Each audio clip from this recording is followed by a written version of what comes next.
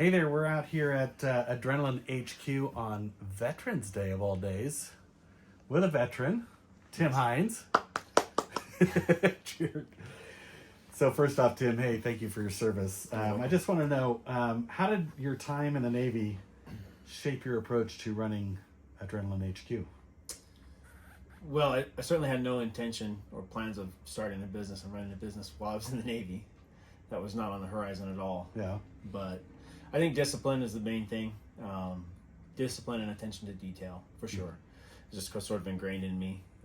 Obviously, you've been in my shop. You see how clean and tidy it is. I'm Absolutely. pretty OCD. That was just, that was with me from a child. My dad is the same way, but the military just beat that into me, and it's just stuck with me ever since. So that and a lot of the standard operating procedures, the checklists. I was in aviation, so all of the pre-flight checklists, all of the paperwork, all of those kind of procedures and processes, those really stuck with me, and I think that helps a lot today with working in the automotive industry. Awesome. Yeah, it was impressive today watching you just work on my van, and it's like everything you touch, you had a rag and you were cleaning it off. The oil cap that you put back on is spotless, like brand new when I bought the van. It's impressive. Not going to let any dust or anything get in the oil. So, and clean. You were what was your role in the Navy? I was a helicopter crewman, a rescue swimmer on H-60 Bravos. Rescue swimmer. Yes. Crazy. That's awesome. So you've built a reputation for quality that draws van owners from all over the country. I think I saw a license plate from Texas. We drove 6 hours to get here to have our service done today. What sets you apart? What sets Adrenaline HQ apart from everyone else, and why are people willing to drive all the way across the country to come to your shop? I think the customer experience is good for most people. I think again, we pay attention to detail. We're not perfect. Nobody's perfect, but we try really, really hard to elevate the customer experience, to go the extra mile, to pay attention to all the little details, and to make sure that everyone is cared for. So that customer experience from that first point of contact all the way through to the after sales experience is better than anywhere else. That's what we really strive to do. And then of course that every product that they get, every service that they get is better than what you would get elsewhere.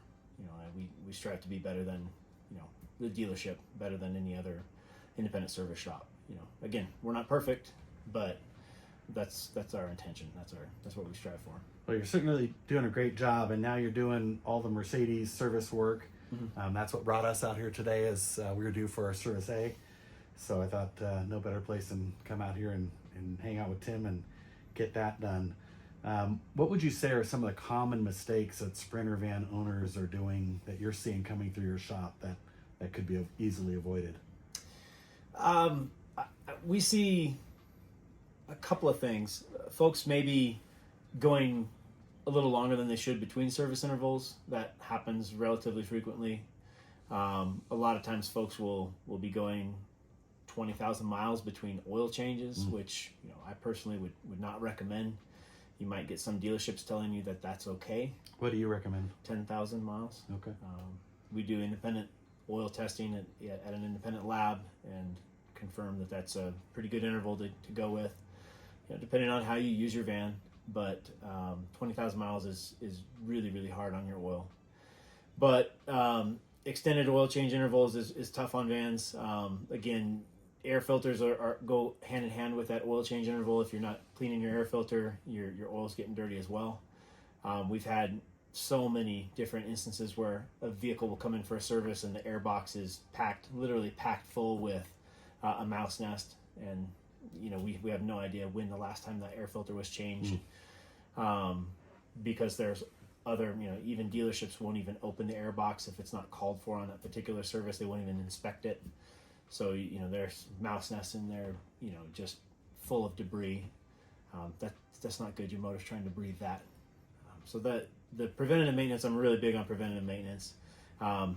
Pre-trip inspection is the other thing that we see. And there's a lot of instances where people could have prevented a tow bill had they done a proper pre-trip. Checked their CV boots for cracks or for leaking grease. Checked all of their fluids properly. Checked their lug nut torque. Checked their U-bolts, and just gone through and done a proper pre-trip.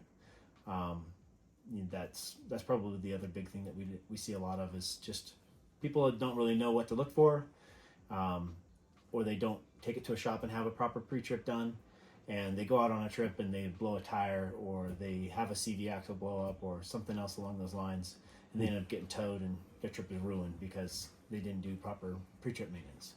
So if somebody's out in the area, is that something that they can call on you to do? Certainly. Awesome. Certainly. Yeah. Awesome. So let's talk about ROAMRIG. So the first time that you guys worked on my van was to put in that amazing Beatbox stereo system.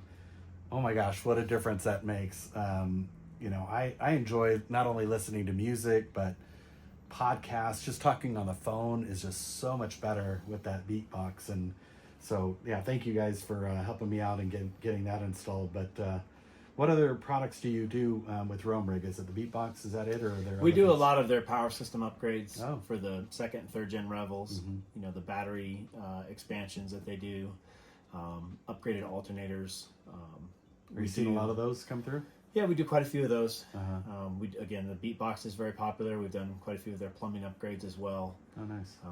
But pretty much anything you see on the ROAMRIG site, we do, aside from their first gen Revel complete power system upgrades. We leave that to some of the ROAMRIG installers. But we've been working with those guys for quite a while. Yeah, how did that relationship first start with you? It was rocky at first. Was it really? No, I met Aaron at the first time I met Aaron was at the Revel Rally in Durango, I think in 2021. And I was blowing my train horn on my blue van. And I think he wanted to punch me in the face multiple times throughout the weekend. Nice. Yeah, so we didn't hit it off well. Let's put it that way. Serious? Yeah, for sure. That's funny. Yeah, he brings that up often. But we're cool now. It's all good. Yeah. That horn is a game changer. It's awesome. Right? Yeah, it's awesome. I know. It will evoke an emotion, good or bad. Yes. I think Aaron would call that horn a game changer. Am I right, Aaron? Yeah. For those that know Aaron, he can't stand. He thinks game changer is way overused, so I just had to throw that in. So last year we were lucky enough. Mary Jane and I were lucky enough to attend VanWild that you put on every year. Talk to us about that. Why do you do that? I know the money goes somewhere, right? Just not to you, or right? Correct. Yeah, we raise money each year for a nonprofit, for a veteran nonprofit. This year we switched it up a little bit. My assistant Megan is suffering from breast cancer, so all of the proceeds from the benefit raffle went to her this year, and we were able to raise just under $19,000 for her, which was phenomenal. So that was awesome. That was awesome this year. But yeah, I started the event 4 years ago. We've done 4 VanWilds now. Basically, I was kind of tired of just meeting up in a parking lot and having people try to sell me stuff all weekend, trying to sell other van people stuff all weekend. And that's kind of what all of these other van events are. I was really tired of that. I wanted to just go out and use my van for what it was built for, be around other people that wanted to go actually use their vehicle, and not just be stuck in a parking lot. So we created this event in Montrose where we would showcase a lot of local businesses, local food, beverage, and then really showcase the area, the outdoor recreation, showcase the trails, the mountain biking, the fishing, all of that. So I started VanWild, and we just bring people together here at a local campground. That's kind of our base camp, and then every day we go out and we go on drives, we go fly fishing, we go mountain biking, dirt biking, whatever people want to do that day. We come back that evening, have a meal, listen to music, sit around a campfire, and just enjoy a weekend that way. And it's not a sales event at all. It's kind of strictly forbidden talking about sales stuff. It's just enjoying each other's company, being around like-minded people, and building a community. So that's what it's all about. Quite the contrary. I remember when we were here, there was some pretty amazing raffle prizes that were given out from some of your vendors. Yeah, there's always really good stuff. Yeah, very cool. Another question I have for you is, where did the tagline "dangerous, stupid, irresponsible, foolish" come from? I see that everywhere. And how does that reflect your brand's ethos? Yeah. So a few years ago, I rolled a van. Getting wild and crazy. Yeah, so here's the deal. Everybody seems to think that I'm a reckless person, and you know me fairly well. Obviously, I'm not that reckless, but I grew up racing anything that you could possibly race, and people just kind of think I'm, a little bit reckless or dangerous or whatever you want to say. Loose screw. Yeah, a little bit of a loose screw. Those that really know me that I'm not. Know that I'm not, but anyway, online I might kind of portray that image a little bit, and it works for me. Sure.